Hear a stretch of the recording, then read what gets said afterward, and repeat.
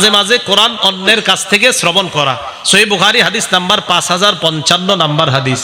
আব্দুল্লাহ ইবনে মাসউদ রাদিয়াল্লাহু তাআলা আনহুকে রাসূল বললেন, ইকরা আলাইয়া, তুমি আমাকে কোরআন পড়ে শোনাও।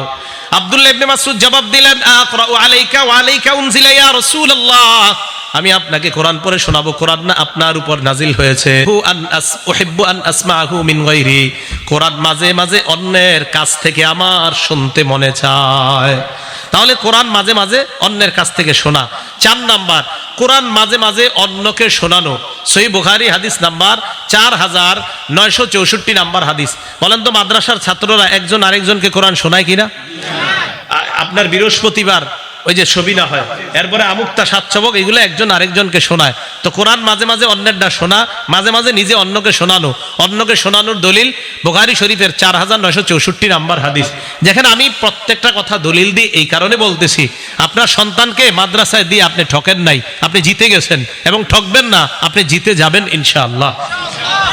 তো 4964 নাম্বার হাদিসে আসছে, রাসূল সাল্লাল্লাহু আলাইহি সাল্লাম ওনার সাহাবা উবাই ইবনে কাবকে বলে, উবাই, ইন্নাল্লাহা আমারানি আন আকরা আলাইকা, উবাই, আল্লাহ আমাকে বলছে আমি যেন তোমারে কোরআন পড়ে শোনাই। হযরত উবাই বলে, ইয়া রাসূলুল্লাহ, আল্লাহু সাম্মানি, হুজুর আল্লাহ কি আমার নামটা নিছে? নবীজি বলে, হ্যাঁ, আল্লাহু সাম্মানি লাকা, আল্লাহু সাম্মাক আলী, আল্লাহ তোমার নামটা ধরেই বলছে তোমাকে যেন আমি কোরআন পড়া শোনাই। দেখছেন, হযরত উবাই ইবনে কাব হলো সাহাবাদের মধ্যে সবচেয়ে শ্রেষ্ঠ কারি। এই জন্য উবাই ইবনে কাবের কোরআনের সাথে এত গভীর সম্পর্কের কারণে আল্লাহ উবাই ইবনে কাবের নাম বলছেন।